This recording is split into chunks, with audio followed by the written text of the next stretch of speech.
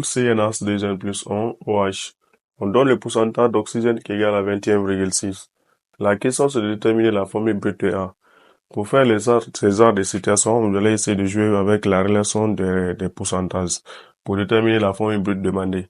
La première des choses, on va essayer de déterminer la masse molaire ici de A. Une fois qu'on trouve la masse molaire, on pourra trouver la formule brute directement. Je vais venir dire comme ça.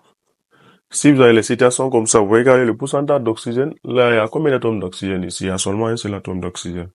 Vous pouvez passer par la relation là, vous dites CZ sur le pourcentage de l'oxygène égale la masse de A sur 100%. C'est ce qui est là. Maintenant, Z qui est là égale à 1. Z détermine le nombre d'atomes d'oxygène contenu dans la substance. Ici, il y a un seul atome d'oxygène. Donc, Z égale à 1. Vous aurez 16 sur le pourcentage d'oxygène égal à MA sur 100%. Quand vous tirez ici MA, le pourcentage ici d'oxygène reste au dénominateur, mais le pourcentage c'est 21,1. Vous aurez 21,1. 16 fois 100. Quand vous divisez, vous aurez 74. Ça c'est égal à 74 grammes par mol. Là, ça c'est MA. MA égale à 74 grammes par mol.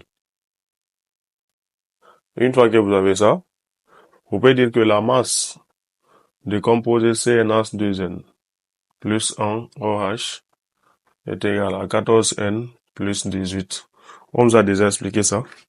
Ici, il y a 12. Ici, il y a 2N plus 2. Donc, on aura 14N. 2 plus la masse de l'oxygène, ça fait 16. 16 plus 2, ça fait 18. Ce qui donne ça. J'égale les deux.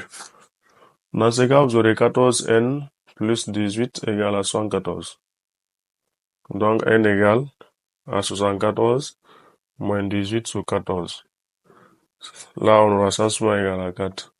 Pour N égale à 4, vous remplacez. Quand vous remplacez, vous aurez C4 H9OH. Voici la formule brute de cet alcool. Ce qui est là, qu'est-ce qui prouve que c'est un alcool? C'est parce qu'il y a le groupement OH qui est là. Attention, je vous déconseille de ne pas écrire comme ça, C4H10O. Quand vous écrivez comme ça, c'est soit un hétéroxyde, soit un alcool. Là, vous êtes confus. Si on vous demande, par exemple, en évaluation, de trouver les formules semi-développées du composé là, vous allez distinguer deux cas. Vous dites si c'est un alcool, ou bien vous dites c'est les alcools, chez les hétéroxydes. Vous essayez de déterminer les différentes formules semi-développées. C'est comme ça que vous allez faire. Merci.